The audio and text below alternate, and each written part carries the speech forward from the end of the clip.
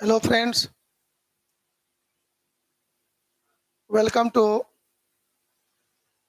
my YouTube channel, Concept of Physics by Lalan Kumar. प्यारे बच्चों, हम लोगों ने पिछले क्लास में स्टडी किया था स्वप्रेरण, सेल्फ इंडक्शन। लास्ट मोमेंट में हम लोग यहीं पर रुके थे। तो सेल्फ इंडक्शन में बहुत सारी बातें चर्चाएं हो चुकी थी। अब उसमें से हम लोगों को देखना है कि सेल्फ इंडक्शन की घटना में कुछ कांस्टेंट टर्म आता है। उस कांस्टेंट को हम लोग कहते हैं स्वप्रेरण गुणांक, कोफिशिएंट ऑफ सेल्फ इंडक्शन, और दूसरा नाम है स्वप्रेरकत्व, सेल्फ इंडक्टेंस, जिसको कैपिटल एल से डिनोट करते हैं, जिसकी चर्चाएं पिछले क्लास में थोड़ी बहुत हो गई है। हम वहीं से उसको आगे लेके बढ़ेंगे। तो चलिए स्टार्ट करते हैं हम लोग गप को, सेल्फ इंडक्शन के गप को आगे बढ़ाते हैं। जिसमें से हम लोग ये पढ़ रहे थे कि कोई एक क्वाइल मेरे पास है और वहां पर उस क्वाइल के सतह के पास कोई एक मैग्नेट रखें और मैग्नेट को मूव कराएंगे तो ये जो क्वाइल का सतह है उस क्वाइल में मैग्नेटिक फ्लक्स में चेंज होगा, और मैग्नेटिक फ्लक्स में चेंज होने के कारण इंड्यूस्ड ईएमएफ उत्पन्न होता है और उससे उसमें इंड्यूस्ड करंट फ्लो होता है। तो ये जो मैग्नेट को गति कराई है, मैग्नेट के गति के कारण इसमें करंट होता था। तो ये मैग्नेट की गति जो हुआ एक्सटर्नल कॉज हो गया, बाहरी कारण हो गया। लेकिन किसी क्वाइल में करंट को फ्लो करा दें और उस करंट के फ्लो होने के कारण उसमें एक्स्ट्रा इंड्यूस्ड करंट उत्पन्न हो जाए, अतिरिक्त इंड्यूस्ड करंट उत्पन्न हो जाए, मतलब करंट के कारण करंट हो जाए, तो वह हो गया स्वयं के कारण। उसी घटना को कहेंगे सेल्फ इंडक्शन। तो उसमें क्या होता होगा, उसमें हम लोग देख रहे हैं कि कोई भी क्वाइल में यदि करंट फ्लो कराते हैं तो उस क्वाइल में मैग्नेटिक फील्ड उत्पन्न हो जाता है, और करंट के वैल्यू को यदि चेंज करें तो मैग्नेटिक फील्ड भी चेंज होगा, और मैग्नेटिक फील्ड चेंज होगा तो मैग्नेटिक फ्लक्स में चेंज होगा, फाई में चेंज होगा। और आप लोगों ने सुन चुका है कि मैग्नेटिक फ्लक्स में चेंज होने के कारण उसमें विद्युत वाहक बल प्रेरित होता है, इंड्यूस्ड ईएमएफ उत्पन्न होता है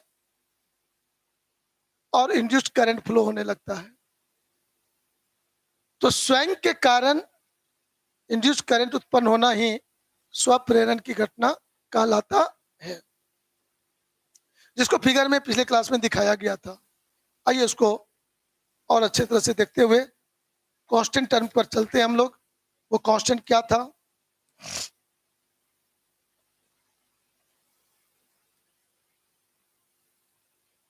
तो यहां पर हम लोग देखेंगे, हम लोग का टारगेट रहेगा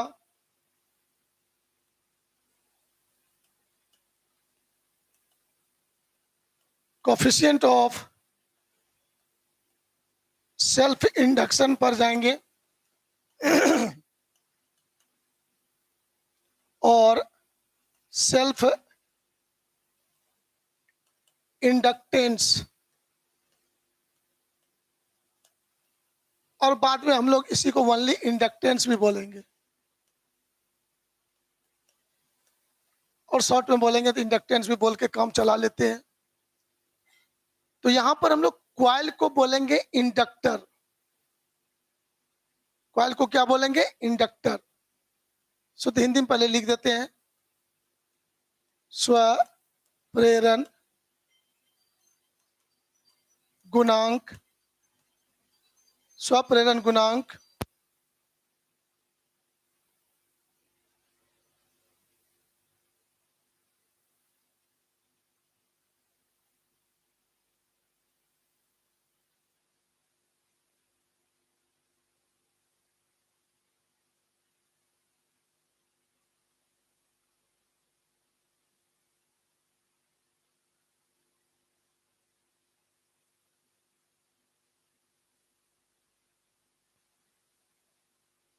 स्वप्रेरण गुणांक या स्वप्रेरकत्व।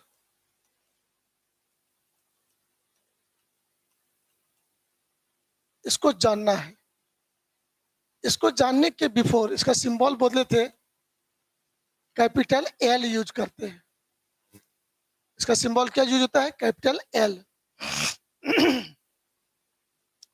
तो स्वप्रेरण की घटना को समझने के लिए हम लोग फिगर देखे थे।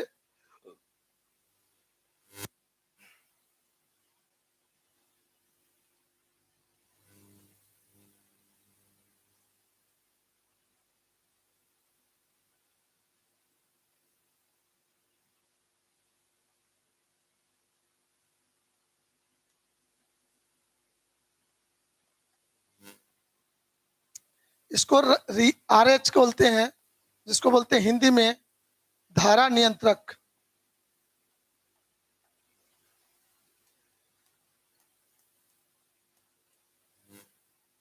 ये सेल हो गया आपका। इसके स्विच को ऑन कर देते हैं तो इसमें करंट फ्लो होता है। तो करंट फ्लो होता है आई, जिसको हम लोग कहेंगे main current. Main current I flow हो रहा है सर्किट में। अब ये मेन करंट जो फ्लो हो रहा है, इसके कारण इस कॉइल में मैग्नेटिक फील्ड उत्पन्न होगा। मैग्नेटिक फील्ड उत्पन्न होगा यहां पर।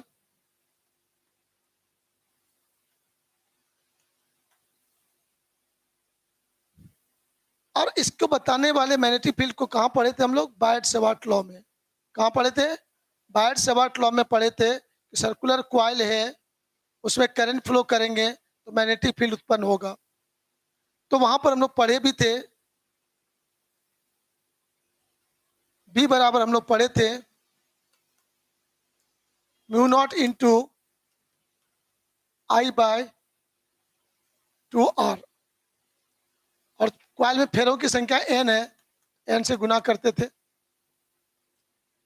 इसमें यह देखने को मिलेगा कि जब ये I मेरा इंक्रीजिंग ऑर्डर में होगा तो B भी क्या होगा? इंक्रीज करेगा।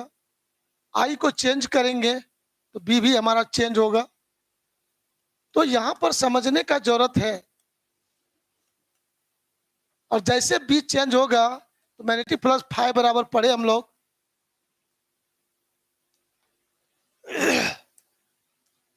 फाई बराबर मैग्नेटिक फ्लक्स फाई बराबर पढ़े हैं BA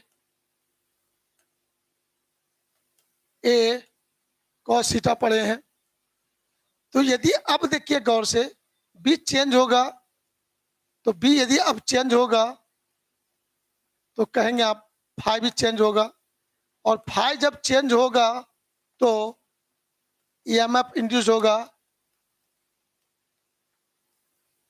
इस फार्मूला से फाई चेंज होगा आपका तो EMF इंड्यूस होगा,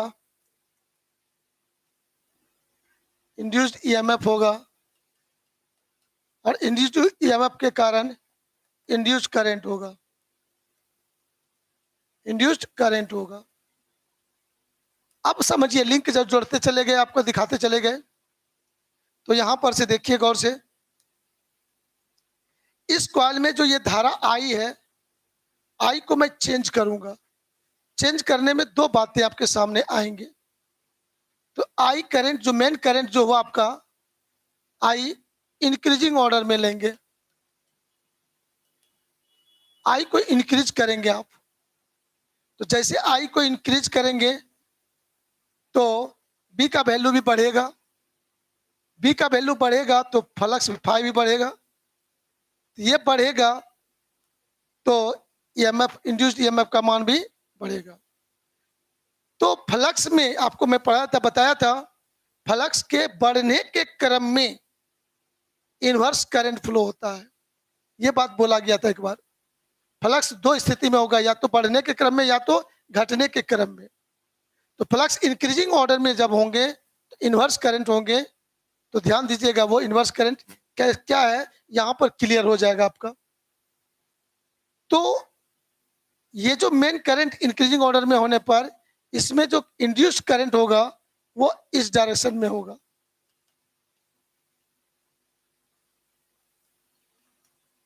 इंड्यूस्ड करंट, यही हुआ इन्वर्स करंट हुआ।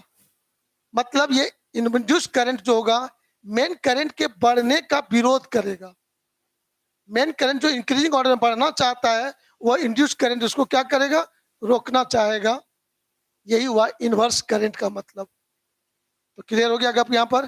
तो ये पूरा घटना जो आप देख रहे हो यही घटना कहलाता है सेल्फ इंडक्शन। मीन्स किसी कॉइल में मेन करंट में परिवर्तन के कारण उस कॉइल में इंड्यूस्ड करंट उत्पन्न हो जाता है। उसी घटना को कहते हैं स्वयं के कारण उत्पन्न होना, यही कहलाता है सेल्फ इंडक्शन। तो मैकेनिज्म क्लियर हुआ आपका कि करंट के मान को चेंज करेंगे तो उसमें इंड्यूस्ड करंट उत्पन्न होगा। वो कहाँ से सोचा गया, तो सारा लिंक आपको जोड़ के दिखा दिए। इस तरह से हम लोग देख लिए कि यस वास्तव में करंट यदि कॉइल में करंट दे दें और उस करंट को चेंज करें तो उसमें अतिरिक्त करंट इंड्यूस्ड करंट उत्पन्न होगा और वह इंड्यूस्ड करंट मेन करंट के बढ़ने का विरोध करेगा, क्योंकि उसको इन्वर्स करंट कह रहे हैं। यदि फ्लक्स बढ़ा है तो वहां पर करंट का मान इंड्यूस्ड करंट का मान उसके इन्वर्स में होगा, बढ़ने का विरोध करेगा। यही हुआ इन्वर्स करंट। अब देखेंगे गौर से, फ्लक्स मेन करंट घटने के क्रम में भी हो सकता है। यदि मेन करंट घटने के क्रम में हो तो उसको देखिए कैसे सोचेंगे हम लोग। यहां पर भी सब अरेंजमेंट वही रहेगा।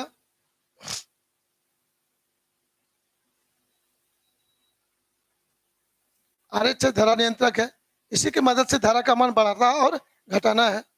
यही आपको धारा को कंट्रोल करता है। तो मेन करंट आपका आई हो गया। ये डिक्रीजिंग ऑर्डर में रखेंगे, डिक्रीजिंग में होगा, डिक्रीज करेगा ये। तो मेन करंट डिक्रीज करेगा यदि, तो इसमें जो करंट होगा इसके घटने का विरोध करेगा। यदि घटना चाहेगा तो जिस दिशा में करंट फ्लो हो रहा है उसी दिशा में इंड्यूस करंट हो जाएगा।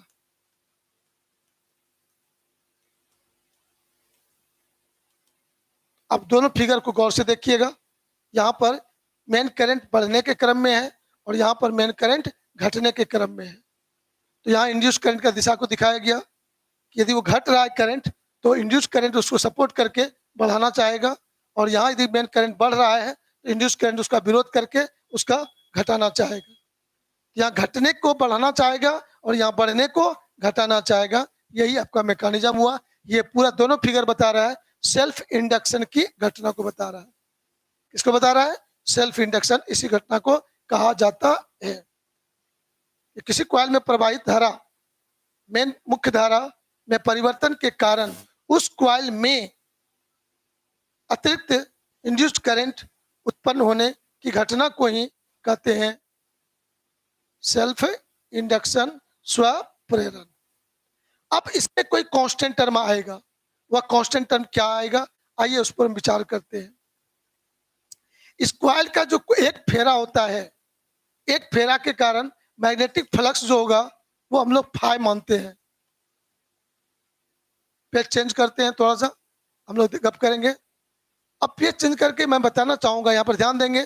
फेरों की संख्या मान लेते हैं एन है, नंबर ऑफ टर्न्स कितना मान लेते हैं? एन है। और एक फेरा से जो फ्लक्स संबंध है वो क्या मान लेते हैं? फाई। और इसमें मेन करंट कितना है? आई। मेन करंट क्या है? आई। नंबर ऑफ टर्न्स क्या मानेंगे? एन। और प्रत्येक फेरा से फ्लक्स कितना है? फाई। तो टोटल फ्लक्स पूछेंगे एन इंटू फाई। तो यहां पर देखेंगे हम लोग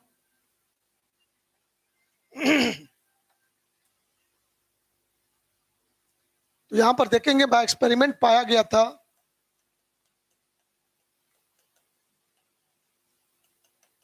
एक्सपेरिमेंट से पाया गया है total magnetic flux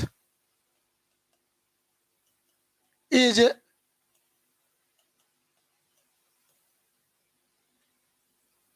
directly proportional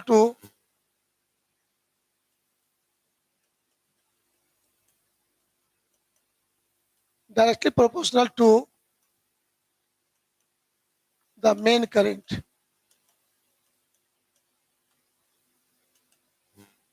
मतलब यहां पर कहेंगे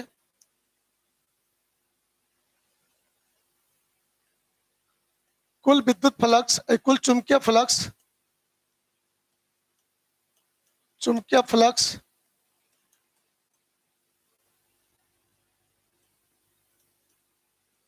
मुख्य धारा के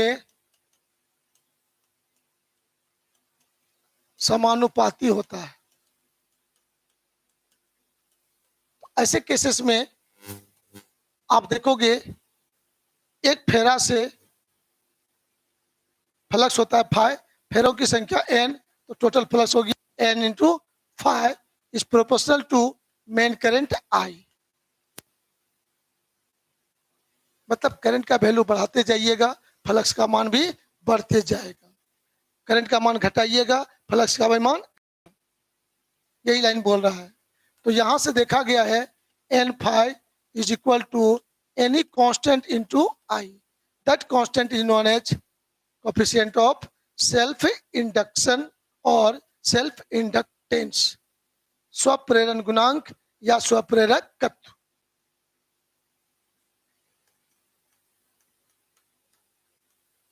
L एक कांस्टेंट है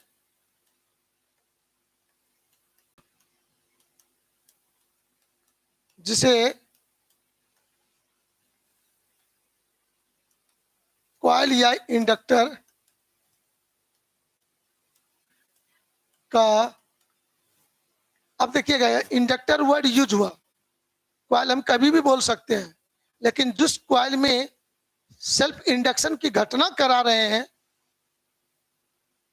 उस कॉइल का स्पेशल नाम रखा गया है इंडक्टर। क्या बोला गया है? इंडक्टर। कॉइल या इंडक्टर का स्वप्रेरण गुणांक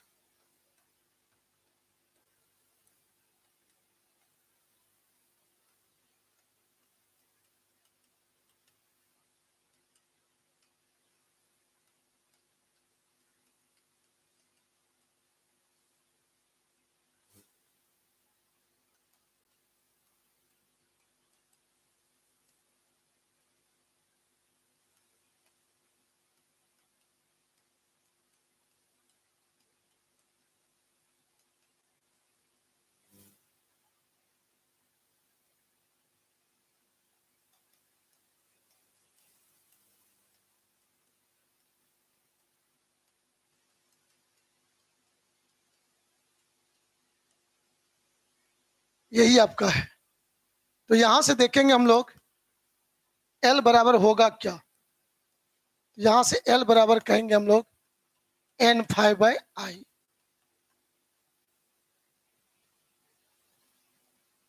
L इक्वल टू हो जाएगा n फाइ बाई आई। तो हम लोग इसका यूनिट पर बात करें, ऐसा यूनिट ऑफ L फ्लक्स हो गया तुम्हारा वेबर पर एम्पियर, वेबर पर एम्पियर बोलेंगे, करंट नीचे में है, वेबर पर एम्पियर को हम लोग क्या बोलेंगे? हेनरी। सिंबल क्या यूज करेंगे? H। वेबर पर एम्पियर को, वेबर टर्न पर एम्पियर होना चाहिए एकदम शुद्ध रूप से, लेकिन हम लोग जनरली बोल देते हैं वेबर पर एम्पियर, उसको क्या बोलते हैं? हेनरी। अब यहां पर देखा गया है, गौर से देखिएगा, यहां पर जो कांस्टेंट टर्म आया उसका नाम रख दिया गया है सेल्फ इंडक्टेंस या कोएफिशिएंट ऑफ सेल्फ इंडक्शन, स्वप्रेरण गुणांक या सेल्फ स्वप्रेरकत्व। उसको डिफाइन करना चाहेंगे तो दो तरह से यहां पर डिफाइन करेंगे उसको कि वो है क्या एक्चुअली। तो आपने अभी पिछले पेज में देखा था, कॉइल लेते थे उसमें करंट फ्लो कराते थे और करंट के वैल्यू में चेंज करते थे तो ईएमएफ इंड्यूस होता था और इंड्यूस करंट फ्लो होता था। ये चीज आपको देखा गया था। तो उसमें तो यूनिट करंट अभी यहां पर बता रहा है, ये लाइन कहता है, यहां से हम लोग कह सकते हैं, ध्यान दोगे गौर से, यदि मुख्य धारा मुख्य धारा मेन करंट आई यूनिट हो,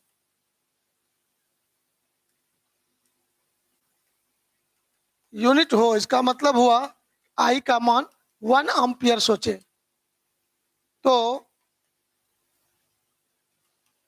कॉइल में, कॉइल से संबद्ध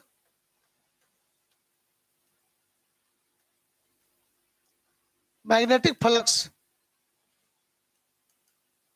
मैग्नेटिक फ्लक्स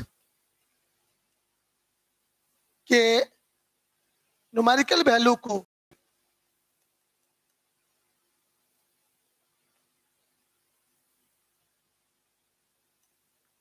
को सेल्फ इंडक्टेंस कहा जाता है।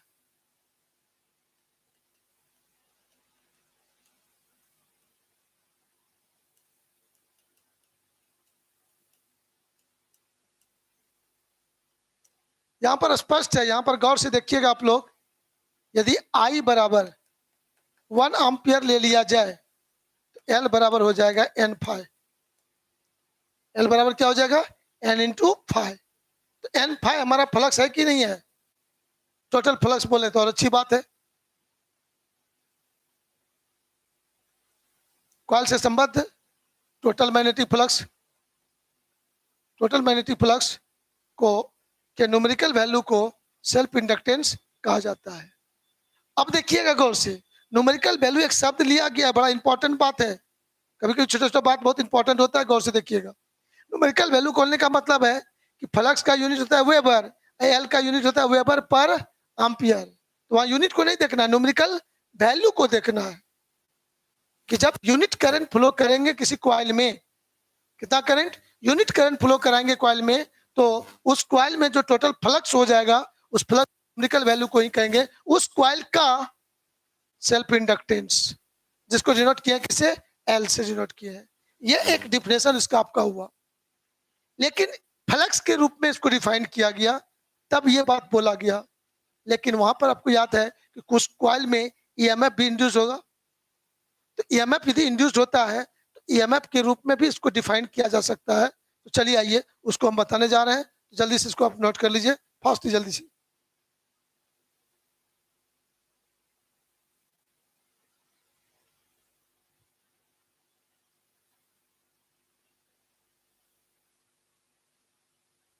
हो गया? बड़ी जल्दी लिख लिया आज ने,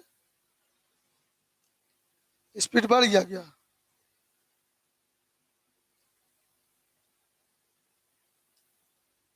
और स्क्रीनशॉट ले लिया, वाह। ऑफलाइन में भी स्क्रीनशॉट लेने लगा लोग, देखो सिस्टम बढ़ गया, तरक्की कर गया, ऑफलाइन में भी स्क्रीनशॉट होने लगा। और आधुनिक टेक्निक है ना।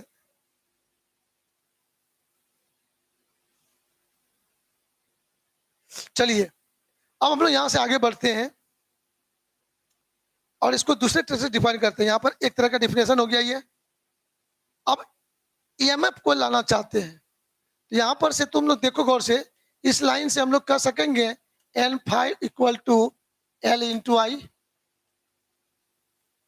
आगे हमको यूज करना है अभी, इस लाइन से हमको ये मिल सकता है कि नहीं मिलेगा? आइए गौर से हम लोग देखते हैं। यहां पर इंड्यूस्ड ईएमएफ पूछूंगा मैं आपसे, इंड्यूस्ड ईएमएफ यदि सिंबल दिया जाए तो यहां पर लिखेंगे minus L into, sorry, L into D five by D T. तो मैं यहां पर इसको इस रूप में भी लिख सकता हूं, E equal to minus d by D t of n phi. चलिए बोलिएगा, एन तो नंबर ऑफ टर्म्स है, कांस्टेंट है, बाहर लिखे अंदर लिखे जहां भी करना है कर सकते हैं, मेरी मर्जी, उसमें कोई दिक्कत नहीं है। तो यहां पर से अभी कुछ देर पहले पिछले पेज में आपको मैंने लिखा था एन फाइव को हटा के क्या लिख सकते हैं? एल आई लिख सकते हैं। तो यहां पर आपका हो जाएगा E इक्वल टू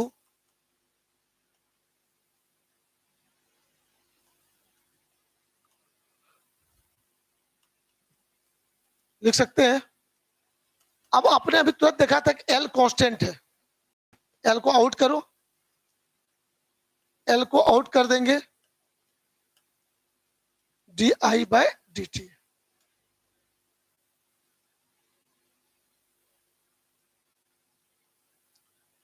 तो सेल्फ इंडक्शन की घटना में किसी क्वाइल में इंड्यूस्ड ईएमएफ कितना होगा, यदि ये पूछा जाएगा तो हमारे पास जवाब है equal to minus L into D I by D T. सिर्फ ईएमएफ का मैग्नीट्यूड बोला जाएगा तो मॉड लगा देंगे, तो वहां पर माइनस को छोड़ देंगे, D I by D T कहेंगे। अब यहां पर देखिएगा आप लोग, ये D I by D T जो है, ये D I by D T क्या बता रहा है? तो ये बताता है rate of change of current, change of current, धारा में परिवर्तन की दर। क्या कहें इसको? धारा में परिवर्तन की दर, जिसका यूनिट हो जाएगा, इसका यूनिट लिखना चाहेंगे एम्पियर पर सेकंड। क्या बोलेंगे? एम्पियर पर सेकंड बोलेंगे। तो rate of change in current है, चेंज ऑफ करंट है। तो कहा कि यदि, गौर करके देखना यहां पर, यदि हम लोग ऐसा सोचें धारा परिवर्तन की दर D I by D T unit हो, यूनिट हो, इसका मतलब होगा इसका मान 1 एम्पियर पर सेकेंड हो, धारा परिवर्तन की दर कितना हो? 1 एम्पियर पर सेकेंड हो। तो प्यारे बच्चों, आप यहां पर कहोगे ई का वैल्यू किसके बराबर होगा? एल के बराबर, न्यूमेरिकल वैल्यू सिर्फ होगा। इसका मतलब हुआ, ये लाइन हमको कहता है, ये बता रहा है कि यदि इंडक्टर में rate of change of current unit हो, क्या हो? यूनिट हो, तो rate of change of current unit हो, तो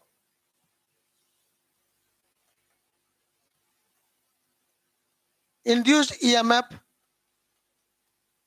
का न्यूमेरिकल वैल्यू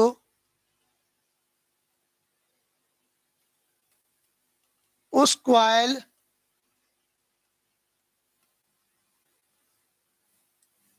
क्वाइल या इंडक्टर का सेल्फ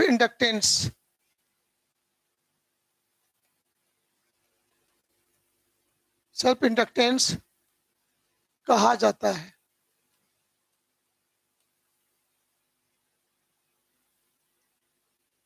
यही बात है। तो यहां पर हम लोगों को इस बात को एकदम हमेशा याद रखिएगा, ईएमएफ के रूप में ये फॉर्मूला हुआ, परिभाषा हुआ।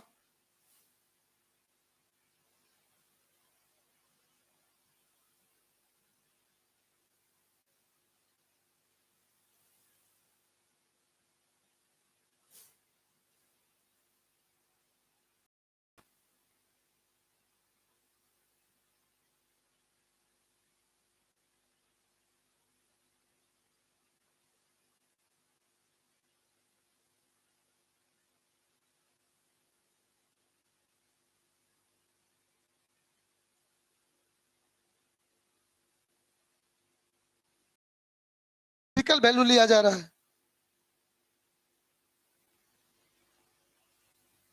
कोई बच्चे पूछ रहे माइनस का छोड़ दिए सर, सिर्फ यहाँ पर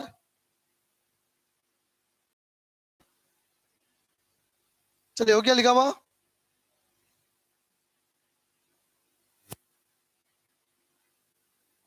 अब यहाँ पर और 2 मिनट देखेंगे हम लोग गौर से।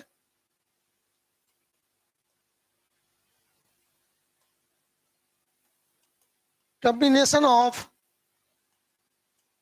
इंडक्टर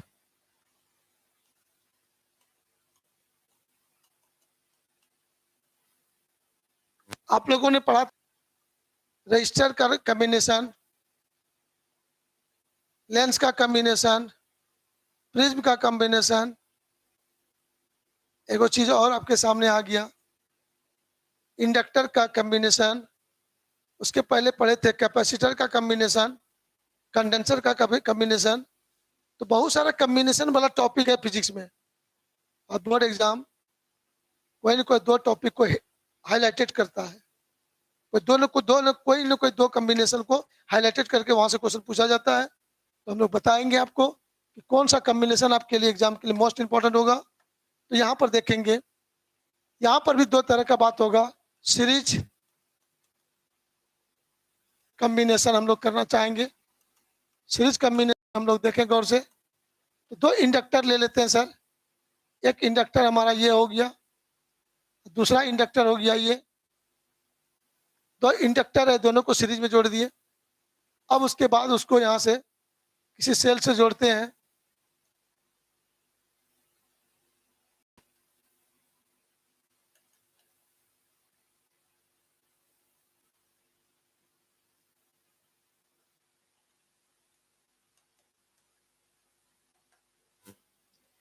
इसका इंडक्टेंस मानेंगे L1, इसका इंडक्टेंस मानेंगे L2।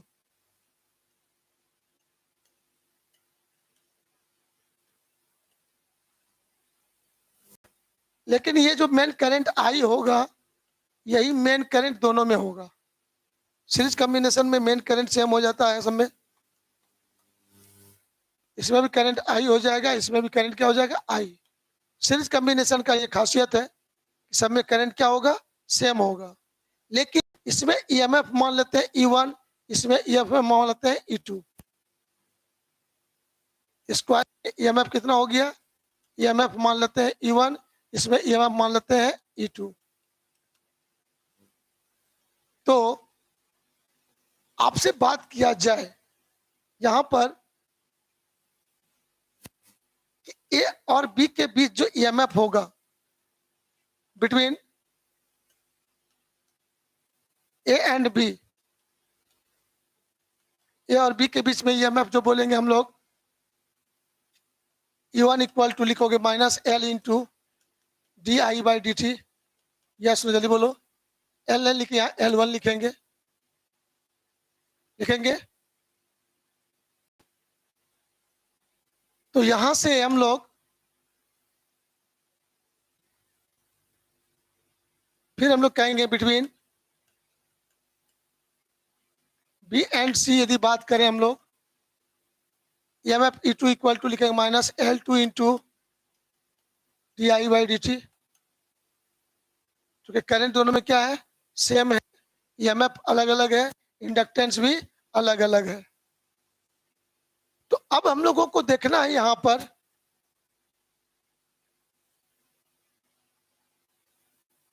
इन दोनों को रिमूव करके कोई एक ही इंडक्टर का बात किया जाए, एक ही इंडक्टर का बात किया जाए। यहाँ पर सब सिस्टम वही है, जिसका इंडक्टेंस मान लो L, इसका EMF मान लो E, लेकिन करंट यहाँ I दे रहा था, तो यहाँ भी क्या होगा, I। तो यहाँ पर बिटवीन A एंड C, मतलब ये दोनों को हटा एक ही इंडक्टर को यूज कर रहे हैं, तो उसका इंडक्टेंस E L और EMF E मान लेते हैं। तो यहाँ पर बोलेंगे बिटवीन, ध्यान से देखिएगा, बिटवीन A एंड C आपका हो जाएगा E equal to -L into di/dt। अब एक बहुत इंपॉर्टेंट बात आपको पहले से याद है, सीरीज कॉम्बिनेशन में, प्लीज कंसंट्रेट, सीरीज कॉम्बिनेशन में फाइनल एंड के क्रॉस, अंतिम सिरों के बीच का जो ईएमएफ होगा, प्रत्येक के ईएमएफ के सम के बराबर होगा। ये चीज हम लोग एकदम आराम से बच्चे क्लास से सुनते आ रहे हैं, उसको हम लोग यहाँ फॉलो करेंगे। तो यहाँ पर करेंगे इन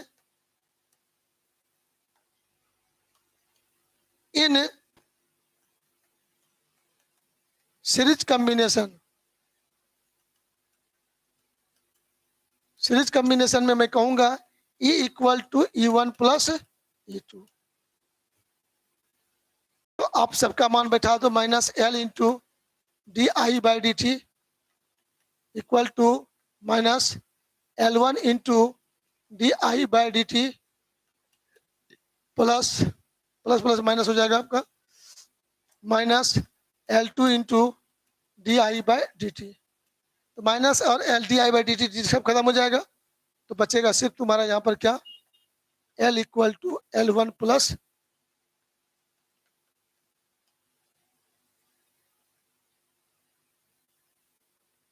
तो जैसे रेजिस्टेंस वाला नहीं पढ़ते थे, आर बराबर R one plus R two, वही चीज यहाँ हुआ कि सीरीज कॉम्बिनेशन में जोड़ते हैं तो उसका इक्विवेलेंट इंडक्टेंस एल को क्या बोल दीजिएगा, इफेक्टिव इंडक्टेंस, प्रभावी प्रेरकत्व का मान कितना होगा, तो दोनों के इंडक्टेंस के जोड़ के बराबर हो।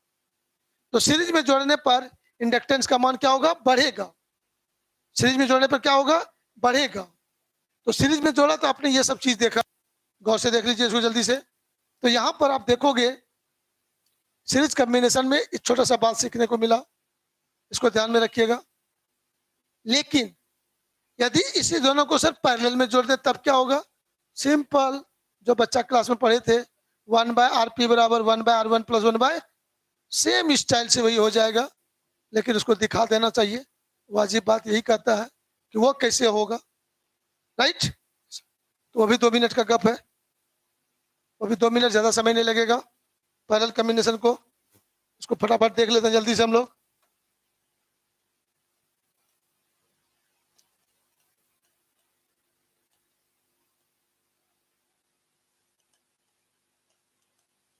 पैरेलल कॉम्बिनेशन हम लोग गप करेंगे, तो ध्यान दीजिएगा गौर से जल्दी से।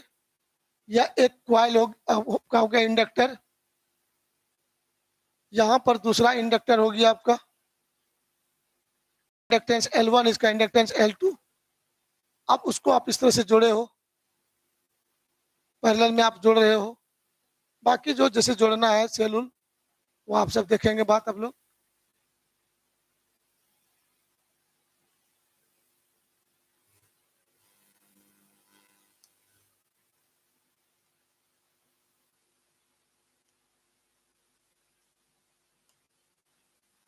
तो ये मेन करंट आई फ्लो होगा।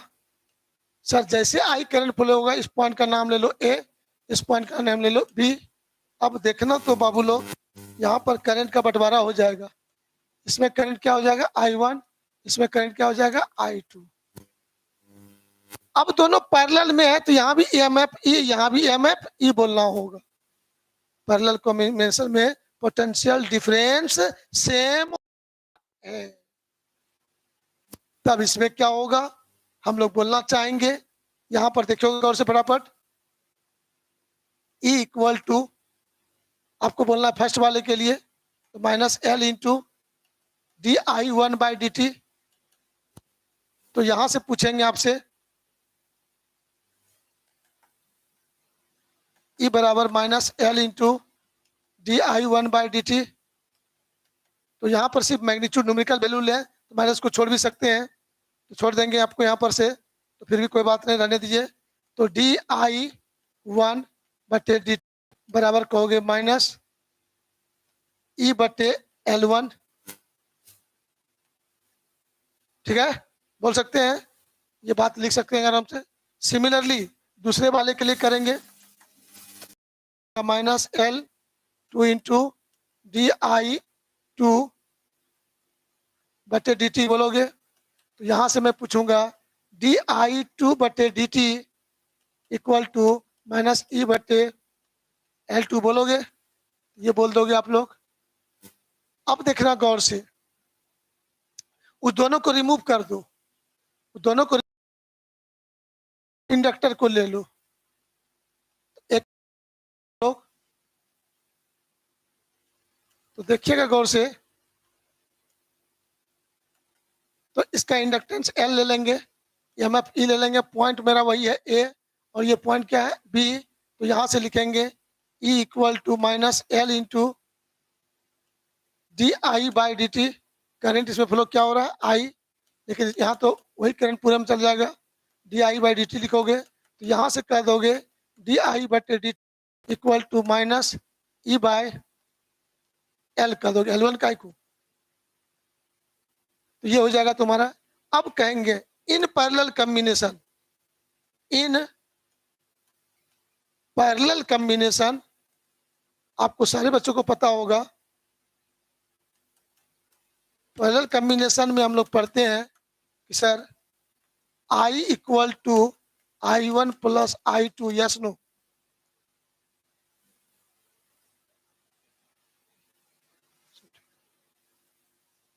बिंदु वही है तो EMF नहीं बदलेगा, बिंदु बदल जाता तो EMF। हाँ आगे बढ़ते हैं, यहाँ तक जल्दी से। I बराबर I1 प्लस I2 लिख सकते हैं, काय को at junction A, junction A पर total incoming current equal to total outgoing current, total incoming current equal to total I incoming junction A पर I1 I2 outgoing, I equal to I1 plus I2। Parallel combination में ये लिखेंगे। अब इसको दोनों तरफ differentiate कर दो टाइम के रिस्पेक्ट में, चूंकि दिमाग में देखो यहाँ पर ये चीजवा है ना, डी बटे डी टी बराबर क्या है ई बाई एल, यहाँ डी आई बटे डी टी है, यहाँ भी डी आई वन बटे डी टी है, यहाँ डी आई टू बटे डी टी है। मतलब हम इस इक्वेशन को डिफरेंशिएट कर दें टाइम के रिस्पेक्ट में, तो कर देंगे तो क्या लिखेंगे, D I by D T is equal to D I one by D T plus D I two by D T. अब सबका मान बैठा दो, वो सारे मान यहाँ घेरा हुआ है, ये डी आई वन बटे D T, D I two बटे डी टी, यहाँ पर डी आई बटे डी टी है ना। और से देखिए आप जैसे सारे वैल्यू पुट करोगे आपको क्या मिलेगा, यहाँ आपको मिल जाएगा माइनस ई बटे एल इक्वल टू माइनस ई बटे एल वन प्लस माइनस ई बटे एल टू। सब कैसे लोग समझ गया होगा बात। यहाँ पर हो गया तुम्हारा 1 बटे एल इक्वल टू 1 बटे एल वन प्लस 1 बटे एल टू, क्या 1 बाय आर पी बराबर 1 by R one plus R two हुआ, यस सर। इसका मतलब यहाँ से मैं लिख सकता हूँ एल बराबर L one plus product by sum L one into L two by L one plus L two, यही हुआ तुम्हारा।